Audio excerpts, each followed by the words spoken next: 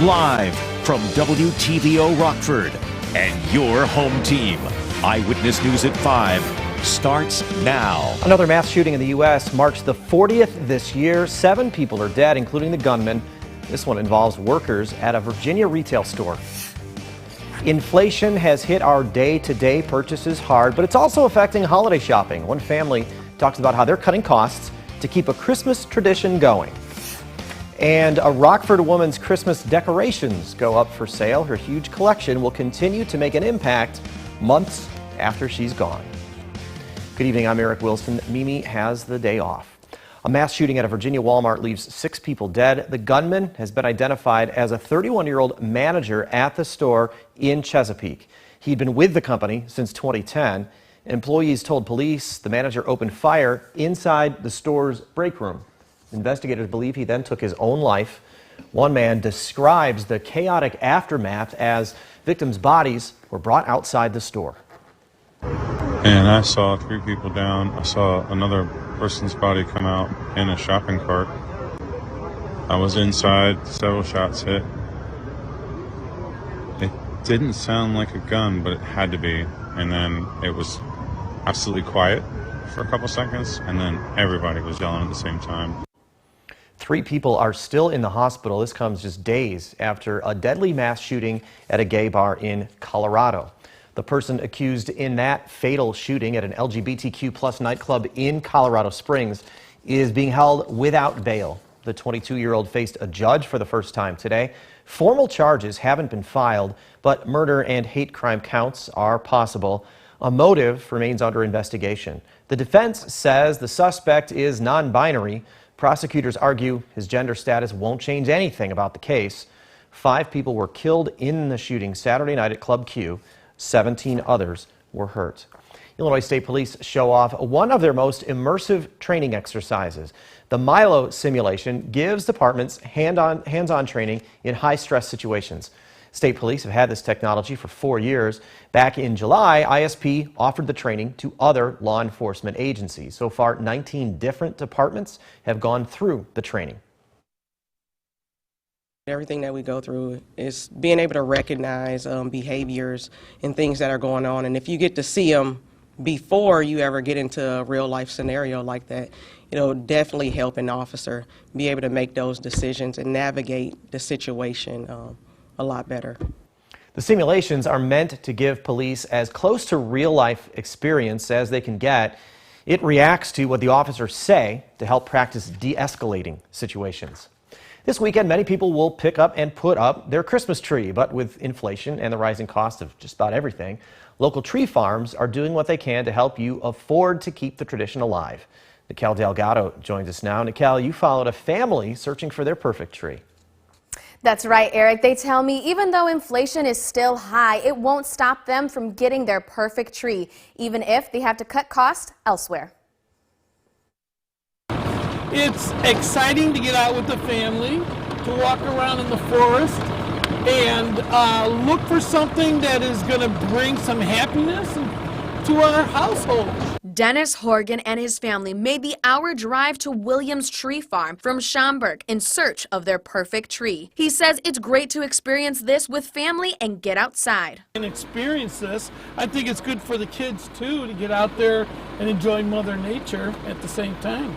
The general manager at Williams Tree Farm, Karen Williams, says she knows many people are worried about inflation. To fight it, they condensed their cafe menu this year and were able to shop around themselves to find the best price, so there isn't such a sticker shock for customers. Well, we did up the tree prices a little bit, maybe a little bit on the food stuff, but we try not to take big jumps.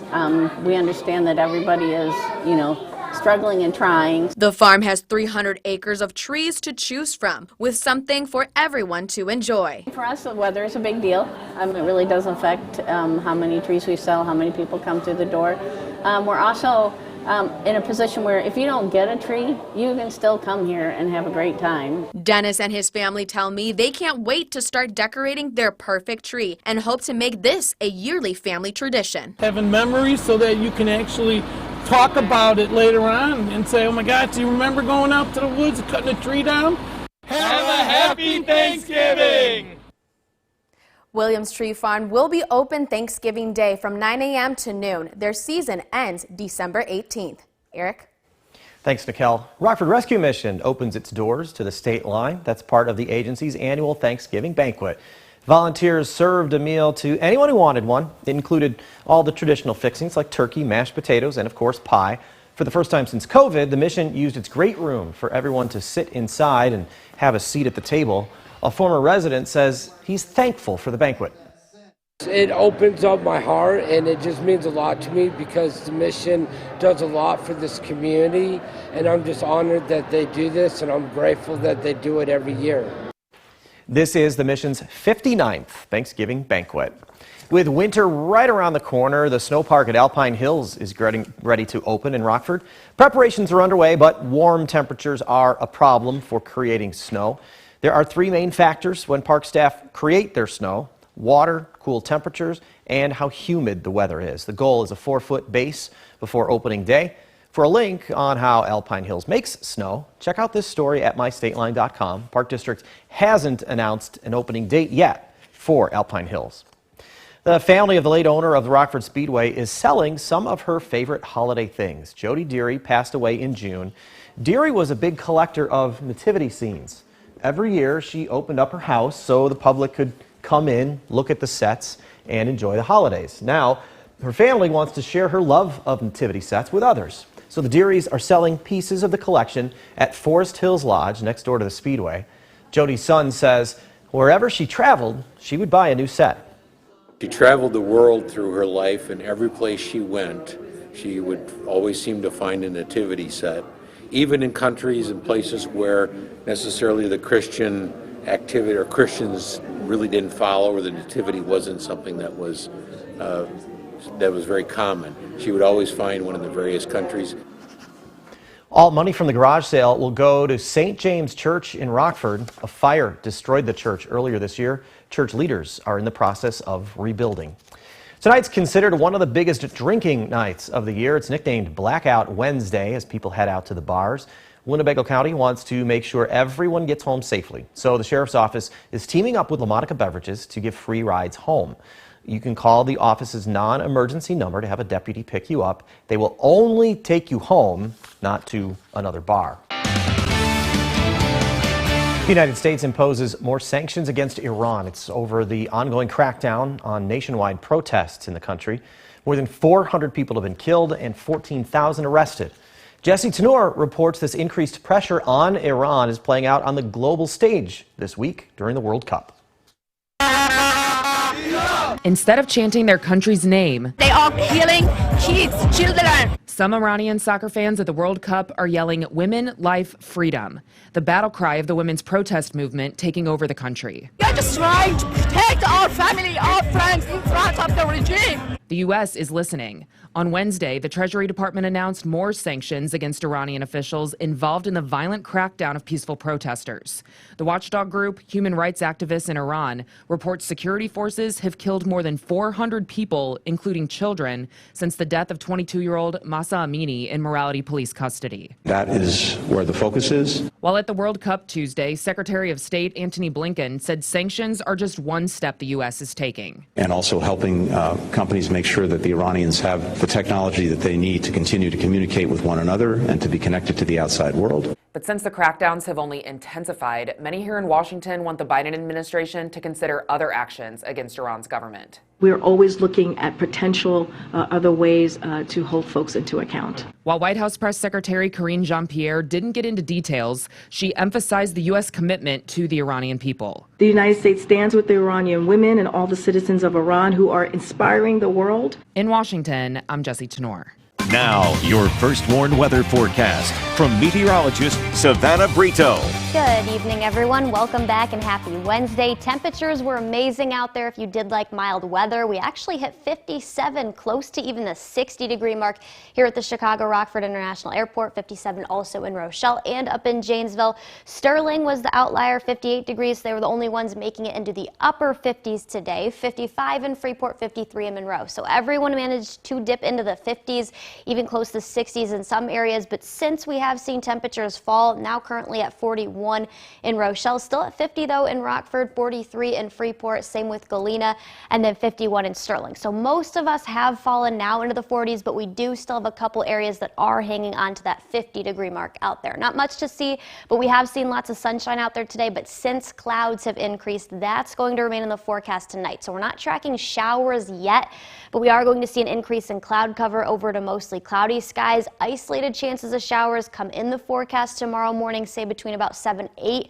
I don't think they're going to be widespread at all. The better chances are going to be south and southeast of our area, but isolated chance does hold in. Most of the area is going to stay dry out there, though. I wouldn't be surprised if that were the case. Clouds are eventually going to break down, though, as we head into Black Friday. Isolated chance continues till about 1, 2 in the morning, and then we're going to see clouds diminish completely out there and the rain move eastward. As far as chances go, though, it is isolated throughout the morning and the afternoon. By the evening hours, though, that does break down. Temperatures will be nice out there, so anything that does come tomorrow is going to luckily be rain. Not going to have to worry about a wintry mix or any snow showers out there. We're going to start the day off a little cool, close to freezing level, but I do think most of us are going to stay in the mid-30s overnight, and then temperatures will climb close to that 50-degree mark by 2 p.m. I think most of us are probably going to hold into the upper 40s, but some of us, and including in Rockford, likely going to make it up to that 50-degree mark. The average high, though, only 43, so we'll be about 7 degrees above that tomorrow. Our average low is 28 degrees. We did hit that overnight tonight, so temperatures were cool.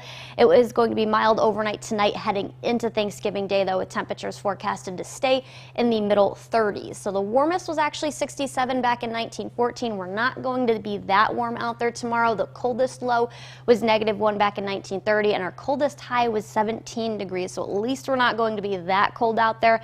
We're not tracking any snow. The snowiest was 4.5 inches back in 1968. The wettest not too long ago, back in 2015, so 7 years ago, of 1.5 inches. So just shy or right around that 1.5 inch mark. I think the better chance of measurable and widespread rain across the state line, that's going to hold off until we get into the weekend.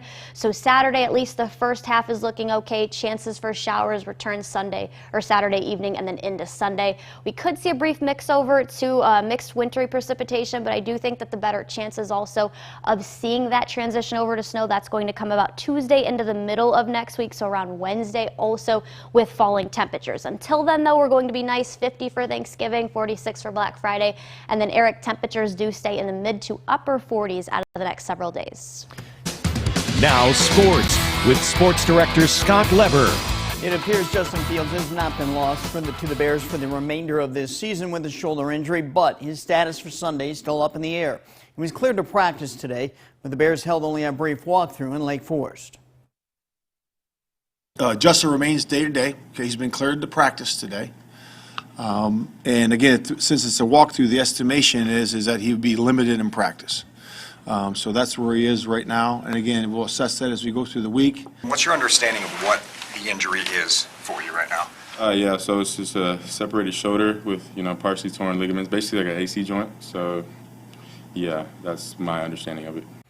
So we will see if he goes on Sunday. The Jets, meanwhile, say Zach Wilson will not start for them. At quarterback, it'll be Mike White instead. The Ice Hogs ready for some Thanksgiving Eve hockey tonight at the BMO. They'll host the Texas Stars. The Hogs split 2 games with the Stars in Texas a week and a half ago.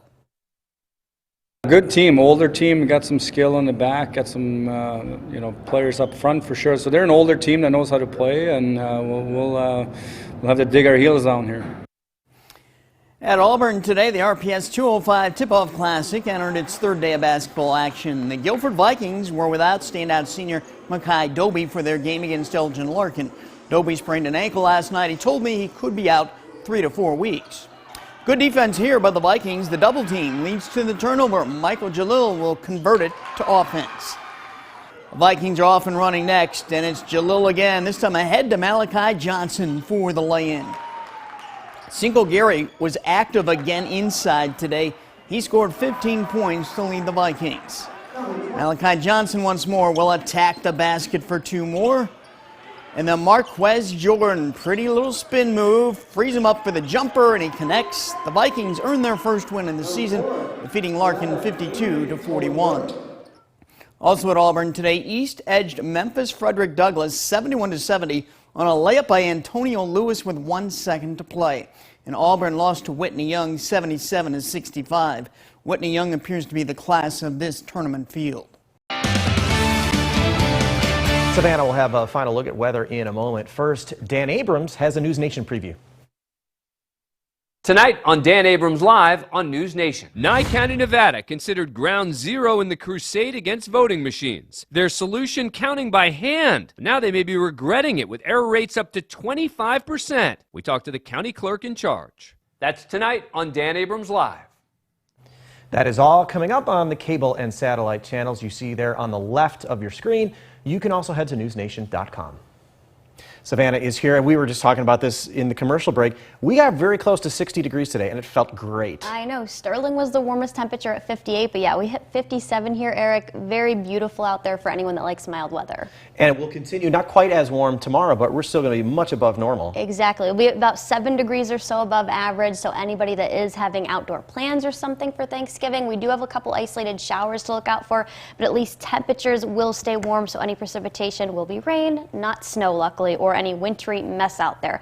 Could be a couple slick spots just because of the rain with falling temperatures overnight, near freezing level heading into Black Friday, but at least the temperature high tomorrow right around that 50-degree mark. Then 46 for Black Friday. Temperatures do stay nice for the holiday weekend, but Eric, that's when our better chance at rain comes around. It is almost cookout weather tomorrow. I know. Savannah, thanks. And thank you for spending some time with us. Stay safe.